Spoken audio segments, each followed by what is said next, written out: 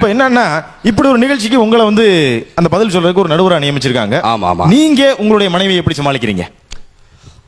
அதாவது குடும்பத்துல ஆண்மகன் அந்த ஒட்டுமொத்த குடும்பத்தையும் கண்ட்ரோல் பண்ணக்கூடிய திறமை உடையவனா இருக்கணும். ஃபுல் கண்ட்ரோல் ஆண்மகன் கையில இருக்கணும். ஃபுல் கண்ட்ரோல் இருக்கணும். ஃபுல் கண்ட்ரோல்னா அதாவது சமைக்கிறது, கூட்டுறது, துவைக்கிறது, கழுவுறது, அத்தனையும் என் குடும்பத்துல என் கண்ட்ரோல்ல தான் பாருங்க. தோச்ச துணியை காய போடுறது, காஞ்ச துணியை இஸ்திரி போடுறது எல்லாமே பூரா பொறுப்பு நீங்க தான். பின்ன எப்படி பிரச்சனை வரும்? ஏதாவது சின்ன உதாரணம் ஏதாவது சொல்லுங்களேன். வேற என்ன உதாரணம் வேணும் உங்களுக்கு?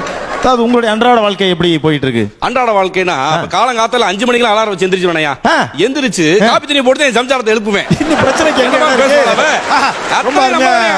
அதாவது இந்த ஒரு யோசனையே நேயர்களுக்கு ரொம்ப உதவியா இருக்குன்னு நினைக்கிறேன். பட் இருந்தாலும் நான் உங்களை அவ்வளவு சாதாரணமா விட முடியாது. சொல்லுங்க.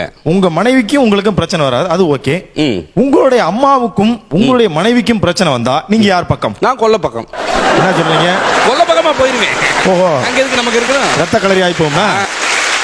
என் குடும்பத்தை நோண்டி நோண்டி பேசுறீங்களே, உங்க குடும்பத்துல ஒரு பிரச்சனை இல்லையா சார்? சொன்னா பெருமைக்கு சொல்றேன் நினைப்பீங்க. சொல்லுங்க. சொன்னா நம்ப மாட்டேங்க சார். சும்மா சொல்லுங்க. எனக்கு கல்யாணம் 8 வருஷம் ஆகுது சார். அடடே. இது வரைக்கும் ஒரே ஒரு சண்டை தான் சார் வந்திருக்கு. ஒரு தடவை தானா? ஆமா சார், அந்த சண்டையே என்ன முடியல.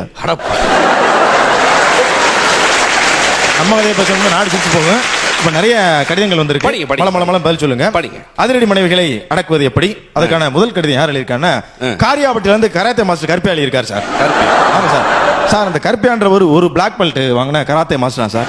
அவருடைய மனைவி வந்து சந்தோஷமா இருந்தாலும் பரட்டி எடுக்கிறாங்களா, தூக்கமா இருந்தாலும் தூக்கி போட்டு மிதிக்கிறாங்க.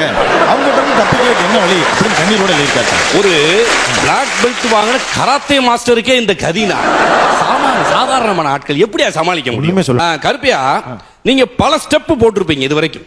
பல ஸ்டெப் போட்டிருப்பீங்க. ஆனா நான் உங்களுக்கு இப்போ ஒரு நல்ல ஸ்டெப் சொல்லி தரேன் தப்பிக்கிறதுக்கு. ஆமா, சொல்லுங்க சார். உங்களுடைய வலது கையை நெஞ்சுக்கு நேரம் அப்படி நிப்பாட்டுங்க. அப்படியே இடது கையும் அதே மாதிரி நிப்பாட்டுங்க. ரெண்டையும் ஒன்னா ஒட்டி வச்சு சம்சாரத்துக்கு முன்னாடி நின்று மடார்ன காலில் விழுந்து மடார்னு கெஞ்சி கெதறி அழுங்க. 5-6 ரத்த கட்டோட உதிரி தப்பிச்சுக்கிறீங்க சார். அப்படியே அவங்க மன்னிக்கலனா வீதி அடிவிட்டு